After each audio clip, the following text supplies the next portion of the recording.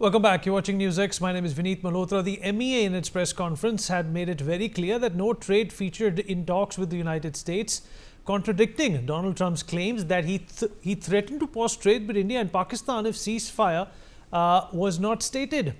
MEA had also made it clear to Newsx that they will be taking Pakistan's terror and the terror group responsible for Pahalgam TRF to the UNSC. These are big statements coming in. To talk more about this, joining us on the program is Mr. Kanwal Sibal, former Foreign Secretary of India. Sir, appreciate you joining us.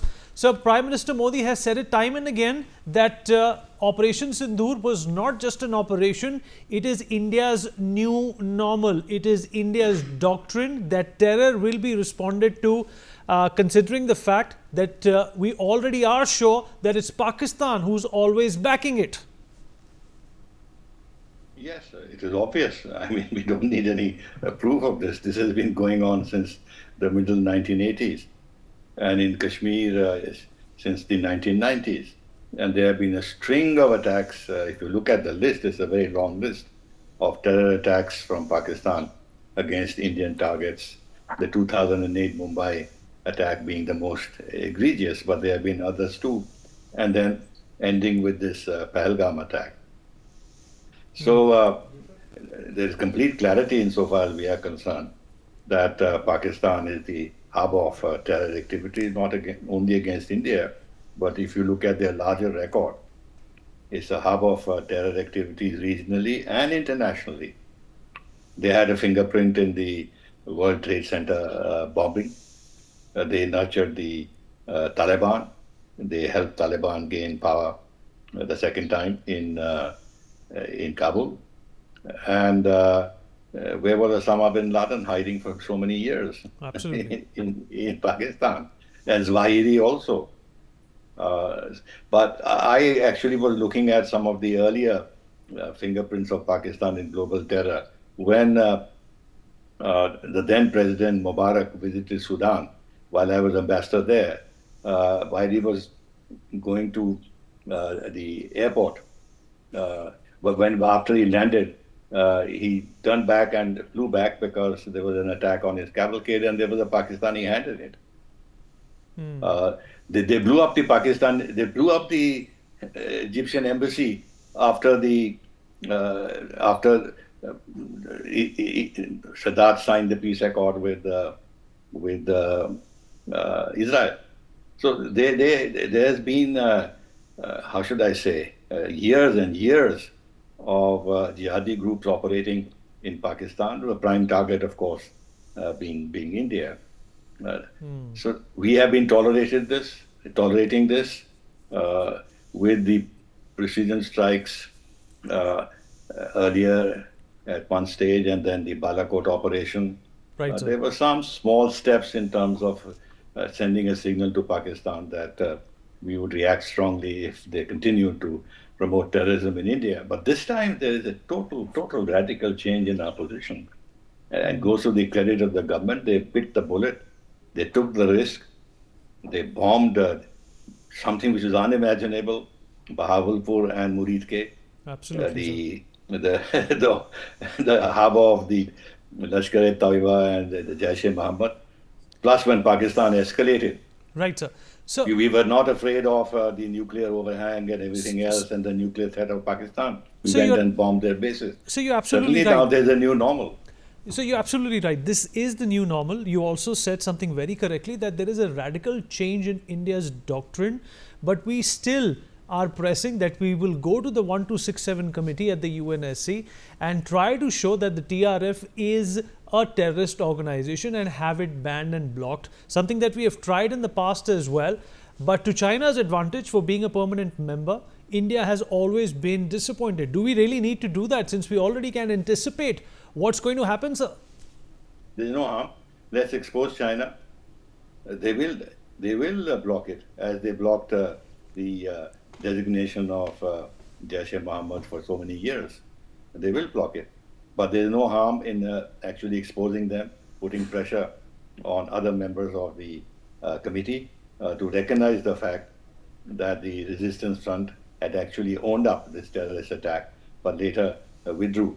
obviously because then they were handing over proof to India that the Pakistani-based organizations were behind this attack.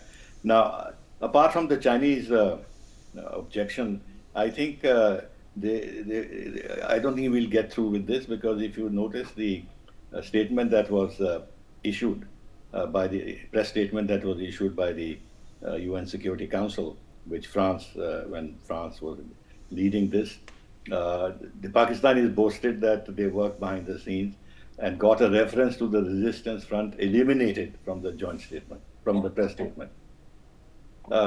Which therefore means that since Pakistan is currently now a member of the UN Security Council, they will work overtime to prevent this indirect finger pointing at India. So China and Pakistan will work together.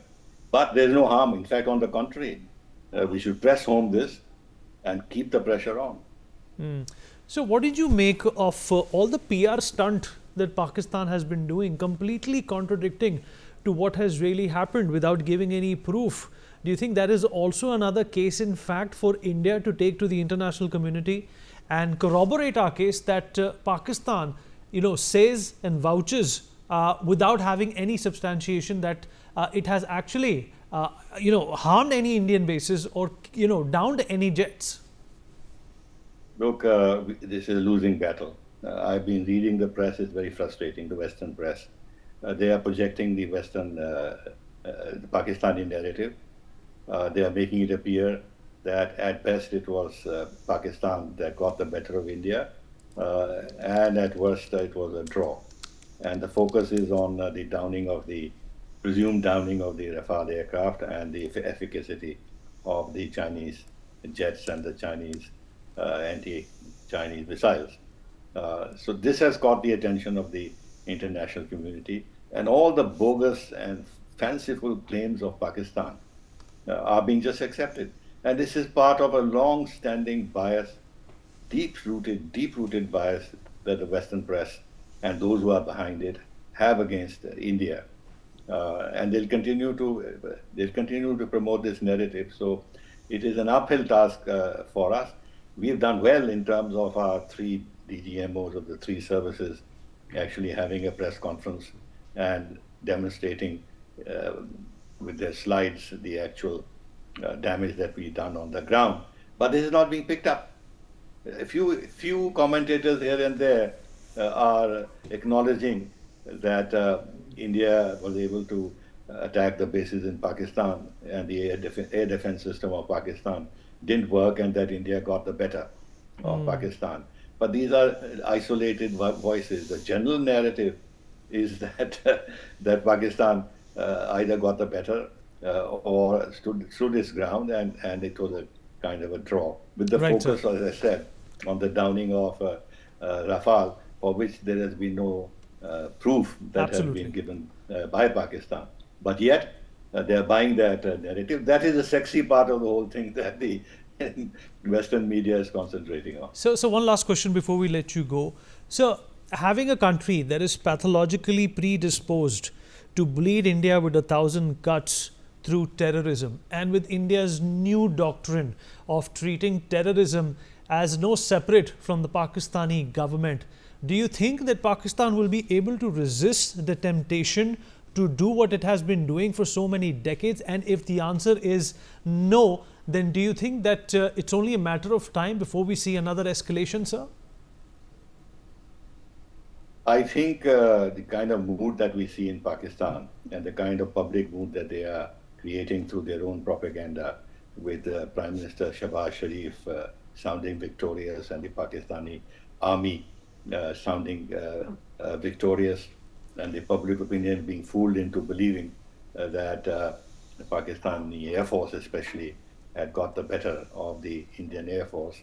So the conditioning of the public mood and the political mood in Pakistan is such that they will not learn the right lessons, and they will be pushed into maintaining the posture that they will stand up to India, they will not give up the cause of Kashmir, and of course continue to deny that terrorism is something which India talks about because they can't control the situation in Jammu and Kashmir. These are local affairs, and that Pakistan has nothing to do with terrorism.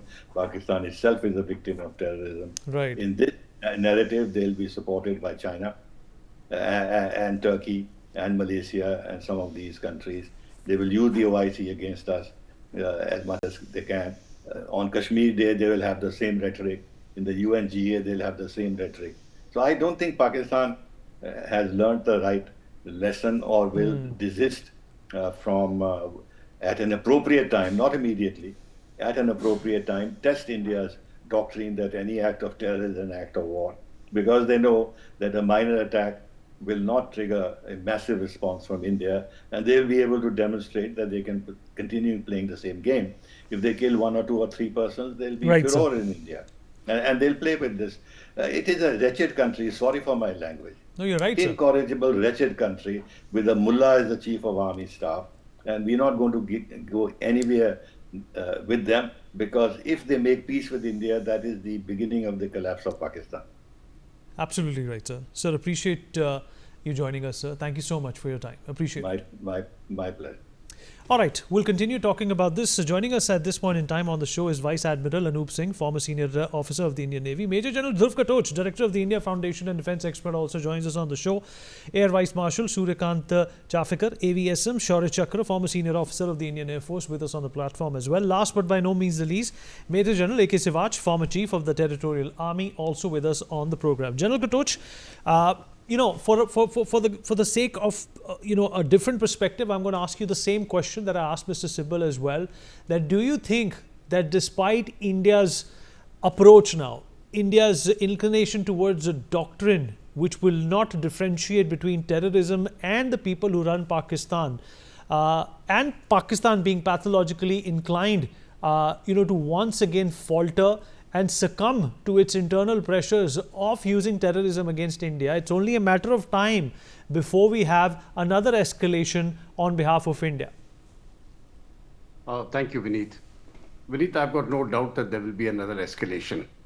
But take it from me, that escalation will be responded to in a very, very quick time frame. And I have a feeling now that the escalation is going to be at specific targets, and they will be land targets. And the Pakistanis won't know what's coming. But alongside, I think the escalations, I won't use the word escalation, alongside the non-kinetic measures which we are using, they're going to really pick up. And here I'm making specific reference to the Indus Waters Treaty and the attempts being made right now by India to control the waters of the Chenab. That is going to be critical. The Indus, of course, it goes largely through Gilgit-Baltistan. There's nothing much you can do about the Indus, the main course of the Indus. The Jhelum, I don't think there's very much we can do about it either, except playing around a little bit with the water flows. But the Chenab, that's a different kettle of fish. And even if he can do 10% of Chenab, that will ruin Pakistan. Absolutely ruin them. They cannot afford it. That is, I think, that is the pressure point, I think, which we will be applying, and along with the kinetic measures. But the kinetic measures are going to be put in. The way the Prime Minister has announced it, there is absolutely no doubts in my mind, especially the formation commanders in Northern Command. They've got the mandate. They will do what has to be done, and it will be swift. So I think in the coming months, perhaps in the next 3 months, you will see those actions playing out.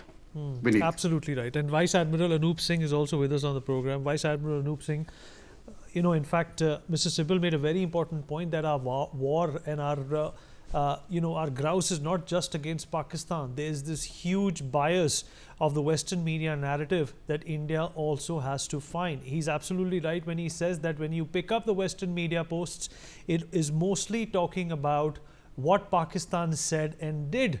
And the fact of the matter is that is not true, and they're still consuming it, is another front for India, isn't it, sir? That's right. A long time ago, we started talking about lobbying firms in America. It didn't mean just for business and commerce. It also meant to put forward in the public domain and amongst the polity in America, India's point of view, which is totally true. Now, all this actually revolves around information propagation, not propaganda, but propagation of information, which means that our perception management is lacking somewhere. There is also another problem. Pakistan manages to show the same kind of a confrontation tactic that happens on the road, that, oh, I'm a two-wheeler, look at this four-wheeler guy. When I fall down, it is obviously he who is to blame. Now, this is something ridiculous. And some of these advanced nations fall for this kind of messaging. So we need to actually now start doubling down on perception management, not just the way we were doing it till now, but with a very forceful messaging. Each time there is an incident, it is not enough to just call envoys in Delhi for a briefing by the foreign secretary. There is also need through our missions abroad and through other organizations, including cultural missions, cultural centers across the world, to show what is going on. You know, terror cannot be accepted in this day and age. That's what my point is. General Sivach, what do you think India needs to do at this point in time to counter the narrative that Pakistan is creating, to counter the narrative which is being doubled by the Western media as well? And the fact of the matter is that the United Nations, though is credible to a certain degree, it has never really respected India's stance when it comes to the real face of Pakistan, and that's only courtesy China. We have defended our land. We have shown the world that we can act against a nuclear-powered state. You think we are in a powerful position at this point in time to also use our information and our soft power to move this momentum in India's favor? Yeah, Vinit, no doubt. See, 2-3 issues are very clear that as far as India military power is concerned, we have grown almost double the size of Pakistan. Our information, our technology, our military hardware, we are far ahead of it. And the gap between India and Pakistan has grown quite a bit. And in fact, we can give them a beating which they will realize it, that was more than what they thought. But having said so, in these 4 days, what we have displayed, that technically we are ahead of them. Our integrated system was functional, whereas Pakistan has not functioned. We managed to go inside Pakistan, hit their bases, the infrastructure, and also the frontline airfields. And within 4 days, we brought the Pakistan to the knees. Pakistan cannot fight a long war because it doesn't have ammunition more than 5 days. It doesn't have a fuel more than 150 kilometers for its tank. And as far as our Navy is concerned, it can put a blockade in the Arabian Sea and can choke the supply chain. Having said so, that it is no doubt in these 4 days, the clear-cut victor was India compared to Pakistan. But the Western world is projecting other way around. The Western world is still saying that in this fight, it was either both were very close or it was Pakistan which had the edge. So somewhere something is wrong. We have been telling that for last about 50 years that the Pakistani side is heard more in Europe and US than the Indian side. Why can't we change it? It means very rightly brought out by Vice Admiral Alam Singh also, somewhere the perception management has to change. We have to spend a lot of money on that. We have to make sure in the Western world, how do we make sure that they understand our position also? And whereas India is a true democracy, and these majority of countries are themselves victims of terrorism, a terrorism which is being nurtured by Pakistan, everyone knows it. Heart in heart, they know that out of 100 top terrorists in the world, 87 either belong to Pakistan or they have roots in Pakistan. But certainly when it comes to basically understanding a narrative, it is the Pakistan narrative which take an edge over Indian narrative. And very rightly said that I just seen international media, majority of them is talking about the Rafale which have been brought down by the Pakistani air defense system, which is not even a fact. So that is how we have to now work out over time, and make sure in another 5 to 10 years, we spend a lot of money, we do whatever it is required, but try to make a perception that India is a far stronger, India is a democratic, India believes in peace, whereas Pakistan is basically a terrorist state.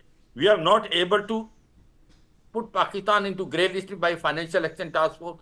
We will not able to stop IMF to give its loan. It has already gone. If we think that we can declare Pakistan as a terrorist state through United Nations, that I don't think is possible. In fact, the TRF, which was there, a name which UN Security Council had initially written, was taken out on behalf of Pakistan. So I can only say we have a long way to go, but we need to look into our own side and see it as to how to make sure our perception management improve and the Western side listen to us more than Pakistan.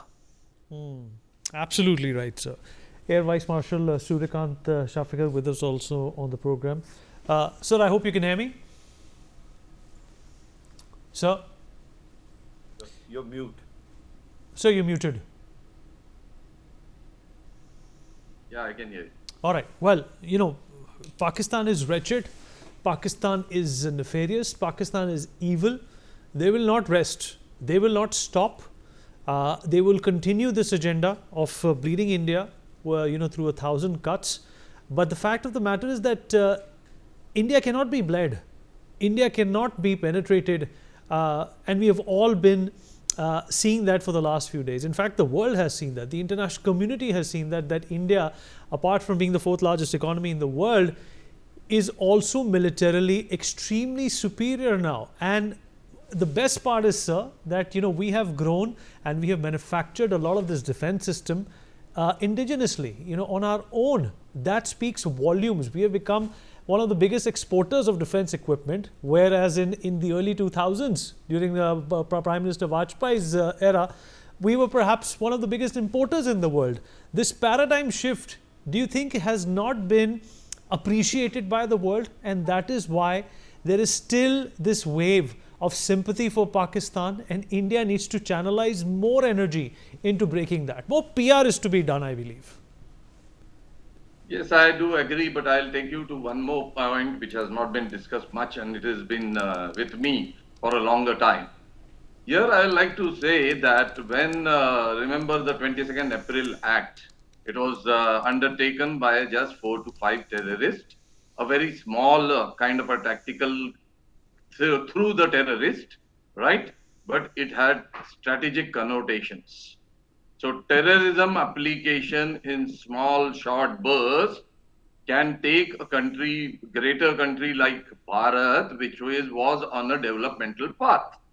Now we were in the development of economy, and you name a thing, we were on a developmental path. We are going to peak, and one small act like that gets you off track. Okay, and as this happens, all the European countries which are now supporting Pakistan tell you that it was a cowardly attack on you, so you should go and hit them hard. So I definitely see a double game going on here. Not much has been talked about what point I am talking about, but I am insisting on this. So considering this aspect also, that do we want to be derailed like this every 2 years, 5 years, or not?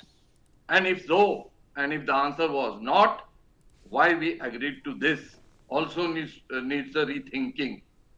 So that my point is, PR and all is well and good. However, once we decide on some activity or action, now we have to make it very sure that we don't give them a second chance, which we this time I think partly have done that. So we have to every time go back and say a stupid cowardly attack by some terrorist. Do we fall for it and derail our developmental channel, which was going? We were on a fast lane. Let me tell you, we were going to be very soon fourth best economy, but one small act and see the 4 days which we spent like this and the amount of money we would have spent, And then what is the gain? After doing all the action, we are coming back to saying PR work is not good. We should increase it. Then it could have been done with only PR work.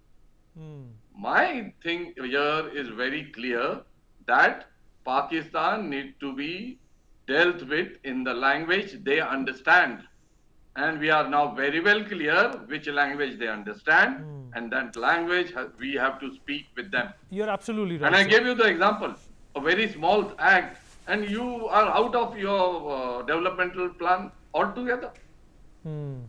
All right. Point noted, sir. General Katoch, couple of things I would like to, in fact, want you to answer on, sir. Number one is, there are a couple of countries, General Katoch, that are sitting on the fence or were sitting on the fence and perhaps needed to see India's might.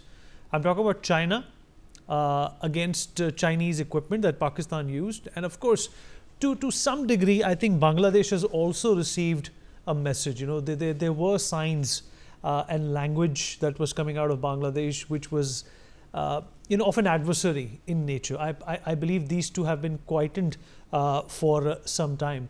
But the fact of the matter is that, there is this game-changing element that India has cultivated for itself. What do you feel is going to be the next step in our relationship with the rest of the world in terms of how we portray our muscularity, how we portray India as a country which is safe for investment, it can defend itself? Do you think that in a way has also been boosted, or do you think that has been damaged? Vineet, just let me address these issues very, very quickly. Bangladesh. Bangladesh is a small little puppy which was, barking at our ankles at a safe distance. They will stop barking now. I think they have got a very big lesson. For China, it doesn't matter. You see, we deal with them in the mountains. Ultimately, when we are looking at the Tibetan plateau, I've always said it's not going to be a land battle. I think anybody thinks that we're going to fight a land battle there, they're off grid. That is going to be an air and missile war. We'll win it. If you don't win it, we won't lose it. Let us put that way. China can't win that war. I think the lesson which China is going to get is they are not going to attack Taiwan. That is a very broad lesson which I've got. They're not going to touch it. As far as the messaging is concerned, with the Air Marshal spoke about, I agree with him. Messaging has to be strong. Only thing which I would like to say is that earlier, we had made it very clear that we are going to hit out of the terror targets. So that was the target, which is why we didn't go beyond that. This time, it has been very clearly enunciated, the policy which I call the doctrine of compellence. We have shifted from deterrence to compellence. We have very clearly stated that we are not going to differentiate between the two actors, the supporters, the state, and the terrorists. So next time, I think, I don't think we'll be bothering so much about the terrorists. We'll be getting after them straight away. And I don't think we will stop. Pakistan has got the message. If the world gets the message or not, it doesn't really matter. But I think in the region, the message has been displayed very, very, very clearly. And I don't think it is going to impact our economy. I think the Indian defense production and sales are going to soar. The Chinese stocks have collapsed 6%. They're going to collapse further. Let the truth come out. It won't take too long as to what we have done with the PL-15 and then HQ-9, etc., etc. The truth has a habit of coming out. But regardless of propaganda, because that is really for the general public, the people who deal with money, the billionaires and the multi-billionaires, where their money is in the defense market, they know what has happened. And that is going to be the game changer. Right. General Katoch, I want to pick your brains on one more subject, though these reports are not confirmed at this point in time.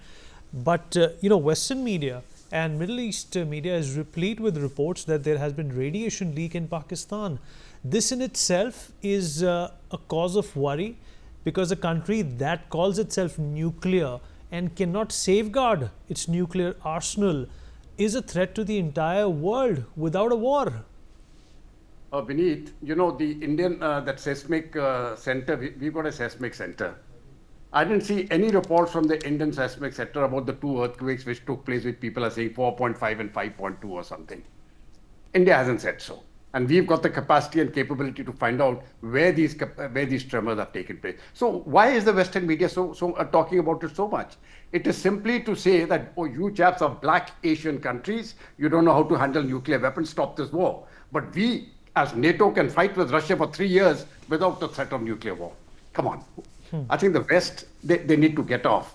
And they won't get off, we just have to kick them out. They're also a little puppy now, like the Bangladeshis, yapping at our feet. We have to put them in their place. I totally, in my view, I debunk this entire nuclear analysis. It doesn't take place that way. That is my opinion. Vineet. General Sivaj, what is your response to these reports coming in of nuclear radiation in Pakistan? Do you think that could be true? Because there are rumors surfacing that the UN has sent a mission. The Egyptians have sent some materials which can absorb nuclear radiation. We've hit some of their nuclear installations. Do you think it's safe for Pakistan to have these installations? Yeah, we need 2-3 points in this. See, we have hit Sargodha airfield, and this Kirana Hill, which is about 8 kilometers southeast of basically Sargodha airfield. This nuclear facility which is there, it is about 400 to 500 meters deep inside, and it is about 2 to 3 kilometers in a tunnel, and the tunnels are opening not to the eastern side, to the western side. Now, there is a very good analysis which has come that could our BrahMos or let's say Scalp missile could have hit this Kirana nuclear facility. It says it's big no. One is that India has not targeted anything else other than Sargodha airfield.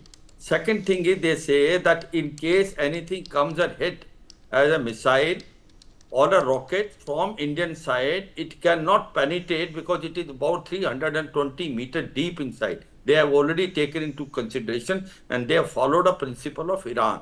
Second thing they are talking is that this can only be done by the aircraft once the air dominance is there, and the aircraft can then go toward the western side and then approach it from the western side, some damage can be done. So analysis say very categorically, this is a bogey. We have neither hit, nothing has happened in Kirana nuclear site. Why this rumor has been spread, no one knows it. And very rightly brought out this seismic activity which have been noticed, has not been noticed by the Indian side. So therefore, there is something more to that. What is the reason? Why are they bringing? I suppose there can be two reasons. One is they want now interference of United States and also Western power. He said these two countries are not able to handle their nuclear weapon, and therefore the nuclear weapons should be controlled. And that's how they are saying that it is Donald Trump which has basically mediated, and he has given a warning that we will not do a trade with either of you if you do not accept this situation. It may look very, funny, but the point today is that they are trying to send a message that you, both countries, cannot handle your nuclear weapons, and your nuclear weapons can be attacked by each other, and we will control them or we will dictate. So I suppose that's the thing, but I can be very sure India has nothing to do anything in Kirana Hill, in Sargodha, where nuclear facility is there. Neither we have hit it, nor we have tried that. And whatever these rumors are rumors, and India does not agree. And I agree with General Katoj, this seismic activities of 4.5 and 5.4 has not been noticed by the Indian seismic activity monitor station. All right. Appreciate everybody who joined us. Thank you so much for your valuable time and your unique perspective on this important matter.